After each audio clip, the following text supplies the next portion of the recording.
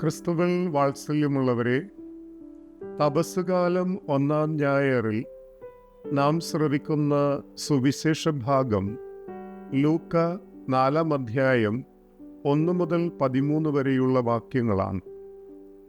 യേശു തൻ്റെ ജ്ഞാനസ്നാനത്തിന് ശേഷം മരുഭൂമിയിലേക്ക് നയിക്കപ്പെടുന്നതും തുടർന്ന് പിശാചിനാൽ പരീക്ഷിക്കപ്പെടുന്നതുമാണ് ഈ വചനഭാഗത്തിൽ ഉള്ളത്. യേശുവിൻ്റെ മരുഭൂമിയിലെ പരീക്ഷകൾ സമാന്തര സുവിശേഷകർ 3 പേരും നൽകുന്നുണ്ട്. 4-ാം സുവിശേഷകനും യേശു തൻ്റെ ശുശ്രൂഷ വേളയിൽ പ്രലോഭനങ്ങളെ നേരിടേണ്ടി വന്നിട്ടുണ്ട് എന്ന സൂചന നൽകുന്നുണ്ട്. ഉദാഹരണം 6-ാം അധ്യായം 15-ാം വാക്യം. ഹെബ്രായർക്കുള്ള ലേഖനത്തിലും യേശു നേരിട്ട പ്രലോഭനങ്ങളെ എടുത്തു കാട്ടുന്നുണ്ട്. ഒരിക്കലും പാപം ചെയ്തിട്ടില്ലെങ്കിലും എല്ലാ കാര്യങ്ങളിലും നമ്മെപ്പോലെ തന്നെ പരീക്ഷിക്കപ്പെട്ടവനാണ് അവൻ. 4-ാം അധ്യായം 15-ാം വാക്യം. മർക്കോസ് യേശുവിൻ്റെ പ്രലോഭനങ്ങളെ പരാമർശിക്കുക മാത്രം ചെയ്യുമ്പോൾ മത്തായിയും ലൂക്കായും പ്രലോഭനങ്ങളുടെ സ്വഭാവം കൂടി വിശദമാക്കുന്നു. മത്തായി നൽകുന്ന 3 പ്രലോഭനങ്ങളുടെയും ക്രമമല്ല ലൂക്ക പിന്തുടരുന്നത്. ലൂക്ക അവയുടെ ക്രമം മാറ്റുകയും അവസാനത്തെ പ്രലോഭനം ജെറൂസലേമിൽ നടക്കുന്നതായി അവതരിപ്പിക്കുകയും ചെയ്യുന്നു. ദൈവശാസ്ത്രപരമായി ലൂക്ക സുവിശേഷകന് ഏറെ പ്രാധാന്യമുള്ള നഗരമാണ് ജെറൂസലേം. സുവിശേഷം ആരംഭിക്കുന്നതും അവസാനിക്കുന്നതും ജെറൂസലേമിലാണ്. ബാല്യകാല വിവരണങ്ങളിലെ 4 യാത്രകളിൽ 2ൻ്റെയും ലക്ഷ്യം ജെറൂസലേമാണ്. കൂടാതെ ലൂക്കാ സുവിശേഷകന് യേശുവിൻ്റെ ശുശ്രൂഷ മുഴുവൻ ജെറൂസലേം ലക്ഷ്യമാക്കിയുള്ള ഒരു പ്രയാണമാണ്. ശുശ്രൂഷയിൽ ഉടനീളം ജെറൂസലേമിലേക്ക് നിശ്ചയദാർഢ്യത്തോടെ യേശു നടന്നു നീങ്ങുന്നു.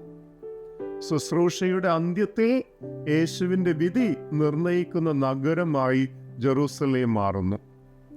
അതുകൊണ്ടാവണം അവസാനത്തെ പ്രലോഭനം യേശുവിൻ്റെ ഭാവി നിർണയിക്കുന്ന നഗരമായ ജെറൂസലേമിൽ വച്ചാകട്ടെ എന്ന് ലൂക്ക കരുതുന്നത്. യേശുവിൻ്റെ പ്രലോഭന വിവരണങ്ങളുടെ ചരിത്ര സ്വഭാവത്തെക്കുറിച്ച് ചിന്തിക്കുമ്പോൾ ശ്രോതാക്കൾക്ക് മനസ്സിലാകുന്ന ഒരു കാര്യം, തൻ്റെ ശുശ്രൂഷ വേളയിൽ യേശുവിന് പ്രലോഭനങ്ങളെ നേരിടേണ്ടി വന്നിട്ടുണ്ട് എന്ന സത്യമാണ്.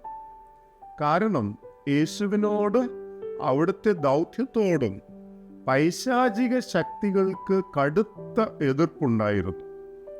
യേശു നേരിട്ട പ്രലോഭനങ്ങളെ സുവിശേഷകർ വൈവിധ്യമാർന്ന രചനാശൈലി കൊണ്ടും നാടകീയ മുഹൂർത്തങ്ങൾ കൊണ്ടും ആലങ്കാരിക ഭാഷയിലാണ് രേഖപ്പെടുത്തുന്നത്.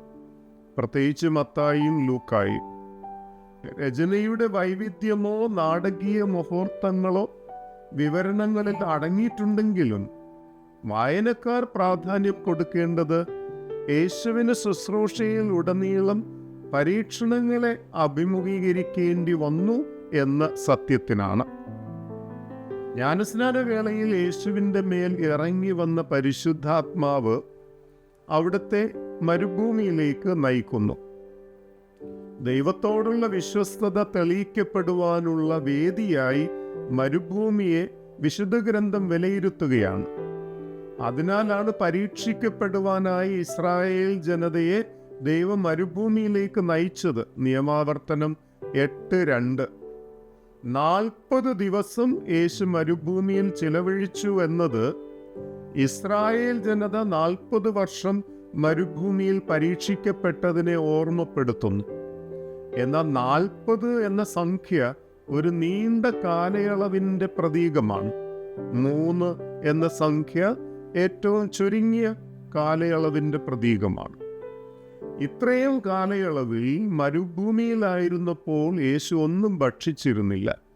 തൽഫലമായി ഉണ്ടാകുന്ന വിശപ്പിനെ ആയുധമാക്കിക്കൊണ്ട് പിശാച് ആദ്യമായി യേശുവിനെ പ്രലോഭിക്കുന്നു.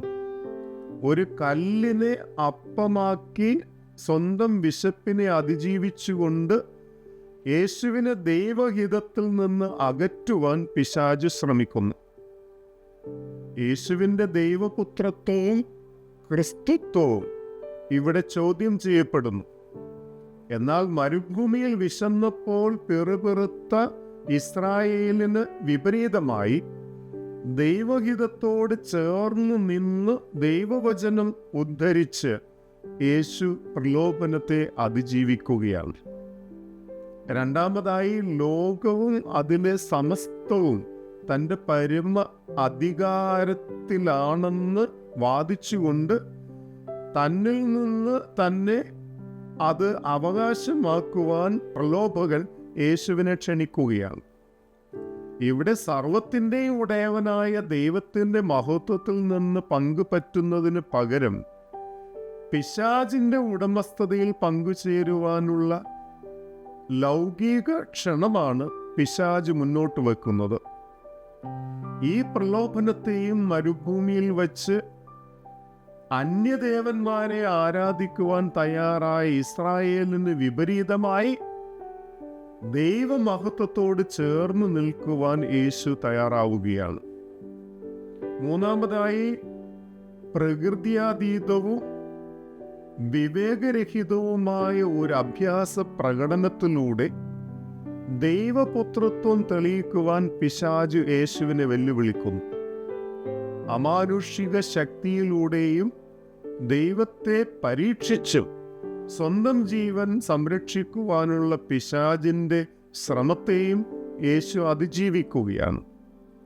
ദൈവത്തെ പരീക്ഷിക്കുന്നതിൽ അതീവ തൽപരരായിരുന്ന ഇസ്രായേലിൻ്റെ നിലപാടുകൾക്ക് വിപരീതമായി ദൈവത്തോട് ചേർന്ന് നിൽക്കുന്ന യേശുവിനെ നാം ഇവിടെ കാണുന്നു.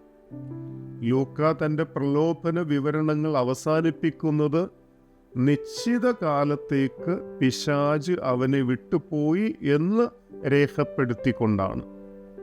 യേശുവിൻ്റെ ശുശ്രൂഷയിൽ ഉടനീളവും പ്രത്യേകിച്ച് പീഡാനുഭവ ഘട്ടത്തിലും പ്രലോഭനങ്ങളെ നേരിടേണ്ടി വരുമെന്ന ഓർമ്മപ്പെടുത്തൽ ലൂക്ക ശ്രോതാക്കൾക്ക് ഇവിടെ നൽകുന്നു. ലൂക്കാ സുവിശേഷകനെ സംബന്ധിച്ചിടത്തോളം പ്രലോഭന വിവരണങ്ങൾ താഴെ പറയുന്ന ചില വസ്തുതകൾ കൂടി വെളിപ്പെടുത്തുകയാണ്. ഒന്ന്, പ്രലോഭന വിവരണങ്ങൾ യേശു ദൈവപുത്രനാണെന്ന് സ്ഥിരീകരിക്കുന്നു. ലൂക്കാ സുവിശേഷത്തിൽ ഉടനീളം യേശുവിൻ്റെ ശുശ്രൂഷ മുഴുവനും താൻ ദൈവപുത്രനാണെന്ന് വെളിപ്പെടുത്തലാണ്. രണ്ട്, മരുഭൂമിയിൽ യേശു നേരിട്ട പരീക്ഷണങ്ങൾ ഇസ്രായേൽ മരുഭൂമിയിൽ നേരിട്ട പരീക്ഷണങ്ങൾക്ക് സമാനമാണ്. എന്നാൽ ലൂക്ക വിവരിക്കുന്നത് ഇസ്രായേലിയർ കൈക്കൊണ്ട നിലപാടുകൾക്ക് വിപരീതമായി പരീക്ഷണങ്ങളെ അതിജീവിക്കുന്ന യേശുവിനെയാണ്. മൂന്ന്, ദൈവരാജ്യ സംസ്ഥാപനത്തിനായി ശ്രമിക്കുന്ന യേശുവിനെ എതിരിടുന്ന ഒരു പൈശാചിക രാജ്യമായി പ്രലോഭനങ്ങൾ നിലകൊള്ളുന്നു. യേശുവിൻ്റെ ശുശ്രൂഷയിലുടനീളം പൈശാചിക ശക്തികളുടെ ശത്രുതാപരമായ നീക്കം ഉണ്ടായിരുന്നു. 4, ദൈവവചനത്തിൻ്റെ പൂർത്തീകരണമാണ് യേശുവിൻ്റെ ശുശ്രൂഷയെന്ന് പ്രലോഭന വിവരണങ്ങളിലൂടെ ലൂക്ക വ്യക്തമാക്കുന്നു. അപ്രകാരം യേശു തൻ്റെ ശുശ്രൂഷ ആരംഭിക്കുന്നത് വിശുദ്ധ ലിഖിതങ്ങളുടെ പൂർത്തീകരണമായിട്ടാണ്. തുടർന്ന് സുവിശേഷത്തിൻ്റെ അവസാനത്തിലും യേശുവിലൂടെ സംഭവിച്ചതെല്ലാം വിശുദ്ധ ലിഖിതങ്ങളുടെ പൂർത്തീകരണം തന്നെയാണെന്ന് ലൂക്ക പ്രസ്താവിക്കുന്നുണ്ട്. 24-ാം അധ്യായം 44-45 വാക്യങ്ങൾ. അവസാനമായി, പ്രലോഭനങ്ങളെ അതിജീവിക്കുവാനുള്ള ഒരു മാർഗം യേശുവിൻ്റെ പ്രലോഭന വിവരണങ്ങളിലൂടെ ക്രിസ്തു ശിഷ്യർക്ക് ലൂക്ക നൽകുകയാണ്. ആ മാർഗം മറ്റൊന്നുമല്ല, അത് ഗുരു തന്നെയാണ്. ഗുരുപാദങ്ങളെ അനുദിനം അനുഗമിക്കുക വഴി പ്രലോഭനങ്ങളെ അതിജീവിക്കാമെന്ന പാഠം ക്രിസ്തു ശിഷ്യന് ഇവിടെ നിന്നും ലഭിക്കുന്നു. പ്രിയമുള്ളവരെ, ദൈവഹിതത്തിന് വിധേയമാവുക എന്ന കുരിശ് മാറ്റിവെക്കുവാനുള്ള പ്രലോഭനം എല്ലാ മനുഷ്യർക്കും ഉണ്ടാകും. ദൈവഹിതത്തെ മാനിച്ച് യേശു ദൈവവചനത്തിൻ്റെ ശക്തിയാൽ ലൗകിക ആകർഷണങ്ങൾക്ക് കീഴ്പ്പെടാൻ വിസമ്മതിച്ചു. നമുക്ക് ദൈവവചനത്തിൻ്റെ ശക്തിയാൽ പ്രലോഭനങ്ങളെ അതിജീവിക്കുവാൻ കഴിയട്ടെ. ഓരോ തവണയും നാം ഒരു പ്രലോഭനത്തെ പരാജയപ്പെടുത്തുമ്പോൾ നാം കൂടുതൽ യേശുവിനെ പോലെ ആയിത്തീരുന്നു എന്ന് നമുക്ക് വിശ്വസിക്കാം.